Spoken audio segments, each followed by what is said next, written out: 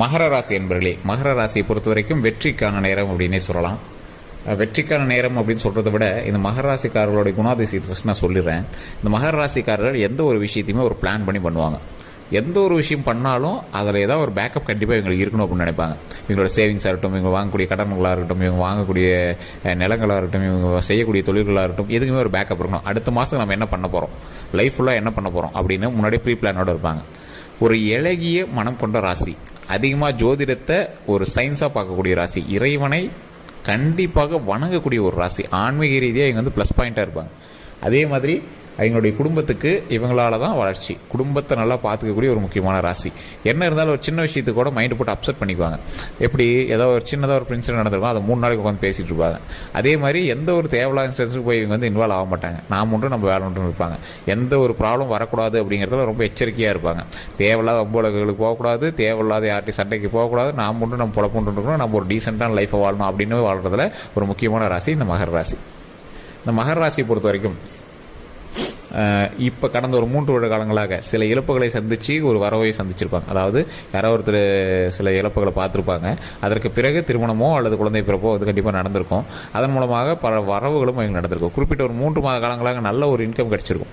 அந்த இன்கமில் வந்து பழசை விட கம்பேர் பண்ணும்போது ஓரளவுக்கு இன்கம் அதிகமாக இருந்திருக்கும். சடனாக அந்த இன்கம் வந்து இறங்கி ஏறி இருக்கும். சார் என்ன பண்ணனே தெரியல சார், ஒரு 3 மாதம் நல்ல கிரகம் நல்லா வேலை செஞ்சு நல்ல பணம் வர இருந்தது அப்படின்னு இருந்திருப்பாங்க. இனி வரக்கூடிய காலங்களிலே ஓரளவுக்கு வந்து கொஞ்சம் பரவாயில்லையாக தான் இருக்குங்க. பண வரவும் அதற்கு தகுந்த செலவும் உங்களுக்கு இருந்துட்டு தான் இருந்திருக்கும். இருந்தாலும் ஓரளவுக்கு பேக்கப் அண்ட் சேவிங்ஸ் வந்து நீங்கள் வச்சுட்டு தான் இருப்பீங்க. இப்படி இருக்கிற ராசிக்கு குறிப்பிட்ட காலகட்டங்களில் உங்களுக்கு ஒரு முக்கியமான விஷயம் இன்சிடென்ட்ஸ் இருக்குதுங்க. அது தெரிஞ்சுக்கணும் அப்படின்னா நம்ம சேனலை ஃபாலோ பண்ணிக்கோங்க, சப்ஸ்கிரைப் பண்ணிக்கோங்க. அப்படியே அந்த வீடியோ முழுசாக பாருங்கள். அதில் ஃபுல் விஷயங்கள் நான் எல்லாமே சொல்கிறேன். பக்கத்தில் பெல் பட்டனையும் மறக்காம ப்ரெஸ் பண்ணிக்கோங்க. அதில் ஆல் அப்படிங்கிறத கிளிக் பண்ணிக்கோங்க. அப்போ தான் உடனுக்குடன் நோட்டிஃபிகேஷன் வந்து சேரும். அதே மாதிரி இது வந்து இப்போ நம்ம தனிப்படையான ஜோதிடத்தை வந்து நம்ம சொல்கிறது கிடையாது. இப்போ இதில் ஃபுல்லாக வந்து ராசியோட பலன்களை தான் சொல்கிறோம். நீங்கள் தனிப்படையாக பார்க்கணும் அப்படின்னா கீழே வந்து கான்டாக்ட் நம்பர் டீட்டெயில்ஸ் கொடுத்துருக்கேன். ஸ்க்ரீனில் FBயில் ஓடிட்டுருக்கோம். யூடியூப்பில் பார்த்துருக்கீங்க அப்படின்னா டிஸ்கிரிப்ஷனில் இருக்கும். கண்டிப்பாக அந்த நம்பருக்கு ஃபோன் பண்ணுங்கள். உங்களுடைய ப்ராப்ளம் எதுவாக இருந்தாலும் நம்ம வந்து சால்வ் பண்ணி தரோம். இது பிரபலமான சில ஜோதிடர்களே வந்து கன்சல்ட் பண்ணிட்டு தான் இருக்காங்க. அதே மாதிரி அரசியல் பிரமுகர்களும் ஆக்ட்ரஸுமே இந்த ஜோதிடர்கிட்ட அவங்களுடைய பிரச்சனை எல்லாமே சொல்லி சீக்கிரட்டாக அதோட ப்ராப்ளம் எல்லாமே சால்வ் பண்ணிட்டு தான் இருக்காங்க. உங்களுக்கு வேணும் அப்படின்னா நீங்கள் ஃபோன் பண்ணி உங்களுடைய ப்ராப்ளமை சால்வ் பண்ணிக்கலாம். சரி சார், இந்த மகர ராசியை பொறுத்த வரைக்கும் முன்னாடியே சொன்னதான், குணாதிசயங்களில் ஒரு எப்படி சொல்கிறது, ஒரு எக்ஸ்பர்ட்டான ராசி. இப்படி பண்ணால் இப்படி நடக்கும், பார்த்து தான் இருந்துக்கணும். அதை நல்லா லேர்ன் பண்ணிட்டு பண்ணலாம், இதை நல்லா படிச்சுக்கலாம், இதை பற்றி தெரிஞ்சுட்டு நம்ம பண்ணலாம். மற்றவங்களாம் ஃப்ளூக்கில் அடிக்கும்போது இவர் வந்து ரொம்ப இன்னராக போய் அதை வந்து ஆராய்ஞ்சு அதுக்கு தகுந்த மாதிரி செயல்படுவார். 10 ரூபா இருந்தாலும் தேவையில்லாமல் செலவு பண்ண மாட்டார். 10 ரூபா இருந்தாலும் அது எதுக்கு பண்ணுறோம், 1 லட்ச ரூபா சம்பளம் இருந்தாலும் அதில் 10 ரூபா செலவு பண்ணும்போது ஏன் பண்ணுறோம், எதுக்கு பண்ணுறோம், இதன் மூலமாக என்ன லாபம் இருக்குது, அதனால் ஏன் நம்ம பண்ணணும் அப்படின்னு பண்ணுறவர். அதே மாதிரி குறிப்பிட்ட இடத்துல கொஞ்சம் சொகுசாக இருக்கிறதுக்காக செலவு பண்ணுறவர். அந்த சொகுசுலேயுமே ரொம்ப கச்சிதமாக பண்ணணும் அப்படின்னு நினைக்கக்கூடியவர். அதே மாதிரி தாய் தந்தையருக்கு நல்லா பார்த்துக்கணும் அப்படின்னு நினைக்கிறவர். தந்தையோட மருத்துவ செலவுகளுக்கு அதிகமாக செலவு பண்ணியிருப்பீங்க. தாயோடைய கல்வி செலவு, இந்த உடல் ரீதியான செலவுகளுக்கு அதிகமாக செலவு பண்ணியிருப்பீங்க. ஆடம்பரமாக நகைகள் எல்லாமே வாங்கி கொடுத்துருப்பீங்க. ஸோ இந்த மாதிரி இருக்கக்கூடிய ஒரு நேரத்தில் இந்த ராசியை பொறுத்த வரைக்கும் குழந்தைகளுக்கு, அதே மாதிரி தாய் தந்தையருக்கு உடல் ரீதியான விஷயங்களை, குடும்பத்தில் இருக்கிறவங்களுக்கு உடல் ரீதியான விஷயங்களை சின்ன சின்ன கவனம் தேவை. அதே மாதிரி நீங்கள் ப்ராப்பர்ட்டி வாங்குறீங்க அப்படின்னா சில மகர ராசியை பொறுத்த வரைக்கும் சிலருக்கு லேண்டு செட்டே ஆகாது. அப்படி செட் ஆச்சு அப்படின்னாலும் அதை அடிக்கடி மாற்றிட்டே தான் இருப்பீங்க. பூர்வீக சொத்துக்களும் ஓரளவுக்கு உங்களுக்கு கொஞ்சம் ஒரு ஆப்போசிட்டாக தான் இருக்கும். அண்ணன் தம்பிங்க இருக்காங்க அப்படிங்கிற பட்சத்தில் அவங்களே வந்து உங்களுக்கு எதிர்பார்த்தா நிற்பாங்க. அந்த சொத்து இவனுக்கு, இந்த சொத்து அவனுக்கு, நான் இவ்வளோ பணம் போட்டேன் அவ்வளோ பணம் போட்டேன், தேவையில்லாத சண்டை சச்சரவுகள், நண்பர்களிடையே தேவையில்லாத பகைகள். ஆனால் நண்பர்கள் வட்டாரமும் உங்களுக்கு அதிகமாக இருக்கும். அதிகமாக ரொம்ப க்ளோஸாகவும் இருக்க மாட்டீங்க. குறிப்பிட்ட இடத்துல பேசுவீங்க, பழகுவீங்க, அவ்வளோதான், அவன் அப்படி தான், இவன் அப்படி தான் அப்படிங்கிற மாதிரி போயிடுவீங்க. இந்த ராசியை பொறுத்த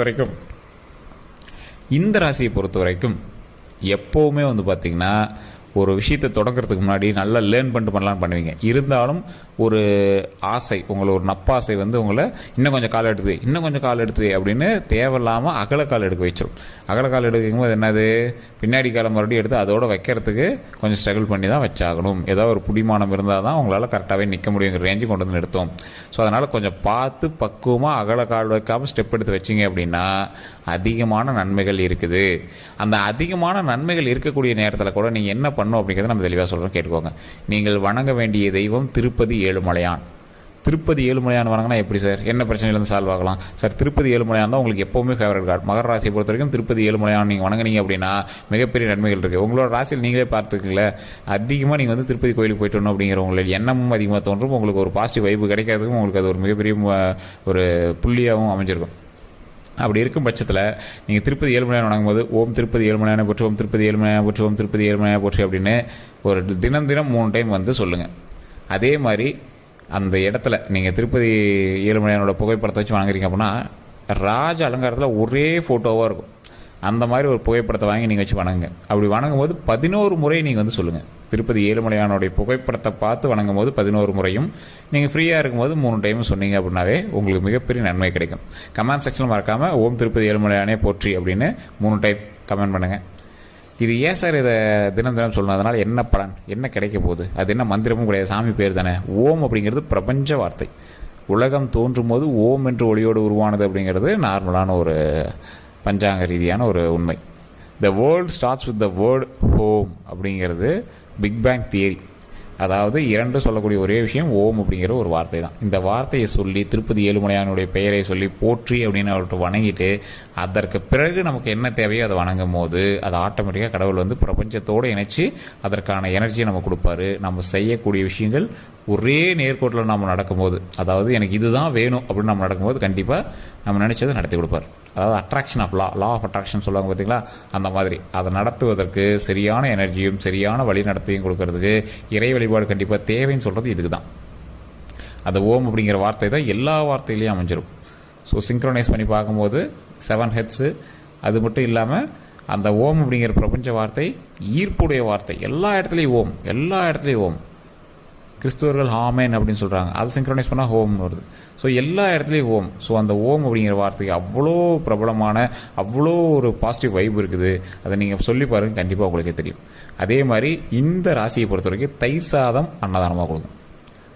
ஒரு 10 பேர் 15 பேருக்கு முடிஞ்சால் மாதத்தில் ஒரு டைம் நீங்கள் வீட்லேயே குக்கரில் சாப்பாடு வச்சு தயிரை மிக்ஸ் பண்ணி ஒரு 10-15 பேர் சின்னதாக ஒரு கப்பில் ஒரு பாக்கு மட்டையிலையோ இல்லை ஏதோ ஒரு இலையிலையோ கொஞ்சம் கட் பண்ணி அவங்க சாப்பிட்ற இடத்துல கோயில்லையோ இல்லை ஏதாவது ஒரு இடத்துல உட்காந்துருக்காங்க, வயசானவங்க உட்காந்துருக்காங்கன்னா அந்த இடத்துல ஒரு 10 பேர்த்துக்கு சாப்பாடு கொடுங்க சார். ஒரு பொட்டலமாக வாங்கி தர முடியல, சின்னதாக ஒரு தட்டத்தில் ஒரு பிளாஸ்டிக் பேப்பரில், சாரி பிளாஸ்டிக்னு சொல்கிறேன் பாருங்கள், இலையில் ஏதோ ஒரு இடத்துல ஒரு 10 பேர்த்துக்கு கொஞ்சம் ஒரு கரண்டியில் வலிச்சு கூட கொடுங்க. அது ரொம்ப நல்லதுங்க. உங்களோட கையால் தயிர் சாதம் வாங்கி ஒருத்தர் சாப்பிட்றாங்க அப்படின்னா இன்றைக்கி உங்களுடைய ப்ராப்ளம் சால்வ் அப்படின்னு அர்த்தம். மாதத்தில் ஒரு டைமாவது கொடுங்க. அதோடைய பலன் நீங்கள் அடுத்த வீடியோ பார்க்கும்போது உங்களுக்கே தெரிஞ்சிடும். நீங்களே கமெண்ட் செக்ஷனில் வந்து சொல்லுவீங்க, சார் ஆமாம் சார் ஒரு தயிர் சாதத்துக்கு இவ்வளோ வேல்யூ இருக்குன்னு எனக்கு தெரியாமல் போச்சு அப்படின்னு நீங்களே சொல்லுவீங்க. அதே மாதிரி கையில் எப்போவுமே ஒரு எலுமிச்சம்பழம் வச்சுருங்க. அந்த எலுமிச்சம்பழம் உங்களுடைய குலதெய்வ கோயிலேருந்து எடுத்துகிட்டு வந்த ஒரு பழமாக இருக்கணும். ஏன்னா உங்களுக்கு கந்திஷ்டிகளும் அதிகமாக இருக்குது, அது உங்களுக்கே தெரியவும் இருக்குது. நீங்கள் உங்களுடைய வளர்ச்சி ஓரளவுக்கு வளர்ந்துட்டு வர உங்களுடைய கந்திஷ்டிகளும் அதிகமாகிட்டு இருக்குது. ஸோ அதற்கு தகுந்தாறு கூட உங்களோட கந்திஷ்டிலேருந்து நீங்கள் வெளியே வரணும். உங்களுடைய குலதெய்வத்தினுடைய எலுமிச்சை பழத்தை வாங்கி உங்கள் பக்கத்தில் வச்சுக்கோங்க. வாகன ரீதியான விஷயங்களை ரொம்ப கவனம் தேவை. அடுத்த லேண்டு வாங்கலாம் அப்படின்னு நீங்கள் வந்து ஸ்டெப் எடுத்துகிட்டு இருப்பீங்க. பழைய லேண்டு மாதிரி இந்த லேண்டு வாங்கலாம் அப்படின்னு கொஞ்சம் கடன் வாங்கியாவது வாங்கிக்கலாம் அப்படின்னு ஸ்டெப் எடுத்துகிட்டு இருப்பீங்க. தூரத்தில் தான் வாங்குவீங்க, பக்கத்தில் வந்து நீங்கள் எதுவும் வாங்க மாட்டீங்க. பூர்வீக சொத்துக்கள் இருக்கக்கூடிய இடத்துல உங்களுக்கு செட் ஆகாது அப்படிங்கிறதுனால தூரத்தில் தான் வாங்கலாம் அப்படின்னு செட் பண்ணிட்டு இருப்பீங்க. அதற்கு தகுந்தாற் போல் நீங்கள் வந்து ஸ்டெப் எடுத்துகிட்டு இருக்கீங்க அப்படின்னா அதற்கான பாசிட்டிவான நேரம் இது அமையுது அப்படின்னு சொல்லலாம். ஸோ இனி வரக்கூடிய காலங்கள் ஓரளவுக்கு வளர்ச்சிக்கான நேரம் தான். நீங்கள் கவலையெல்லாம் படவே தேவையில்லை. ஏன்னா உங்களை கிரக மாற்றத்தினால உங்களுக்கு நன்மை தரக்கூடிய ஒரு கிரக மாற்றமாக தான் அமைஞ்சிருக்கிறதுனால நீங்கள் யாருக்கும் பயத்துக்கும் தேவையில்லை. நீங்கள் ஸ்டெப் எடுக்கும்போது கொஞ்சம் பார்த்து கவனமாக ஸ்டெப் எடுத்தீங்க அப்படின்னாவே போதுமானதாக இருக்குது. டாக்குமெண்ட் ரீதியான விஷயங்கள் ரொம்ப கவனம் தேவை. அப்ரூவலாக இருக்குது அப்படின்னு பார்த்துட்டு பண்ணுங்கள். தேவையில்லாத கமிஷன்ஸில் மாட்டிக்காதீங்க. அது இதுன்னு சொல்லி ஏதாவது பணத்தை வாங்கி லாக் பண்ணிவிட்டு போகிறாங்க, அதை கொஞ்சம் தெளிவாக பார்த்துக்கோங்க. அதே மாதிரி முன்னெச்சரிக்கையாக எல்லா விஷயத்தையும் பார்க்கக்கூடிய நீங்கள் குறிப்பிட்ட இடங்களில் கொஞ்சம் சர்க்கிள்களை சந்திக்கிறதுக்கான நேரம் இருக்குது. அதாவது தேவையில்லாமல் இதை பார்க்கவே இல்லை அப்படின்னு சின்ன சர்க்கிள்கள் தான் இருக்கும். அதெல்லாம் நீங்கள் சமாளிச்சிக்கலாம். இருந்தாலும் அந்த இடத்துலையும் கொஞ்சம் கவனமாக இருந்திருந்தோம்னா பரவாயில்லையே அப்படின்னு நீங்கள் வந்து யோசிக்க வேண்டிய நேரம். ஸோ அதனால் கொஞ்சம் பார்த்து கவனமாக எல்லாத்தையும் செயல்படுங்க. அதே மாதிரி இந்த ராசியினரை பொறுத்த வரைக்கும் பெண்கள் ரீதியான விஷயத்தில் ரொம்ப கவனமாக இருக்கு. கெட்ட பேர் வராமல் இருக்கிறதுக்கு கொஞ்சம் பார்த்து பண்ணீங்க அப்படின்னா இதுக்கு மேலே எந்த ஒரு ப்ராப்ளம் கிடையாதுங்க. தொழில் செய்கிறீங்க அப்படின்னா வளர்ச்சிக்கான நேரம் தான். இருந்தாலும் சின்ன ஏற்ற இறக்கங்கள் சந்திக்கக்கூடிய ஒரு குறிப்பிட்ட காலகட்டமில் நீங்கள் சின்ன ஏற்ற இறக்கங்கள் சந்தித்து தான் ஆகும். நீங்கள் ரெகுலராக பண்ணிட்டு இருக்கிற தொழில் எப்பவும் போல் பண்ண ஆரம்பிங்க. அதில் நிறைய வருமானமும் அதிக நற்பெயர்களும் உண்டாகிறதுக்கான அதிக வாய்ப்புகளும் இருக்குதுங்க. ஸோ இதான் வந்து நம்ம முக்கியமாக சொல்லணும் அப்படிங்கிறது. வேறு எந்த ஒரு கருத்துக்கள் இருந்தாலும் மறக்காம கமெண்ட் செக்ஷனில் பதிவிடுங்க. அந்த ட்விஸ்ட் அண்ட் ஸ்டர்ன்ஸுங்கிறது உங்களுக்கான கந்திஷ்டிகள் மட்டும்தான். அதை நீங்கள் நிவர்த்தி பண்ணிட்டீங்க அப்படின்னாவே போதுமானது. ஸோ அதே மாதிரி நம்ம சேனல் பார்த்துருக்கீங்க அப்படின்னா நீங்கள் கண்டிப்பாக சப்ஸ்கிரைப் பண்ணிவிட்டு பக்கத்தில் பெல் பட்டன் ப்ரெஸ் பண்ணி ஆல் அப்படின்னு கிளிக் பண்ணிக்கோங்க. அதே மாதிரி நம்மளோட சேனல் ஃபேஸ்புக்கில் பார்த்துருங்க அப்படின்னா ஃபாலோ பண்ணிக்கோங்க. எல்லோருக்கும் நன்றி. இந்த வீடியோ பிடிச்சிருந்தது அப்படின்னா உங்களோட நண்பர்களுக்கு கண்டிப்பாக பகிருங்க. உங்களோட மகர ராசிக்கார நண்பர்கள், கணவனோ மனைவியோ உங்களோட சகோதர சகோதரிகளோ அவங்களுக்கு இருந்தால் கண்டிப்பாக அதை வந்து பகிருங்க. இதோட நம்ம சேனல் சப்ஸ்கிரைப் பண்ணாமல் தான் சப்ஸ்கிரைப் பண்ணிட்டு பாருங்கள். வேறு எந்த ஒரு கருத்துக்கள் இருந்தாலும் கமெண்ட் செக்ஷனில் பதிவிட்டு கீழே டீட்டெயில்டாக நம்பர் கொடுத்துருக்கேன். நீங்கள் ஃபோன் பண்ணி உங்களோட ப்ராப்ளம் சொல்லி நீங்கள் வந்து சால்வ் பண்ணிக்கலாம். எல்லோருக்கும் நன்றி நண்பர்களே.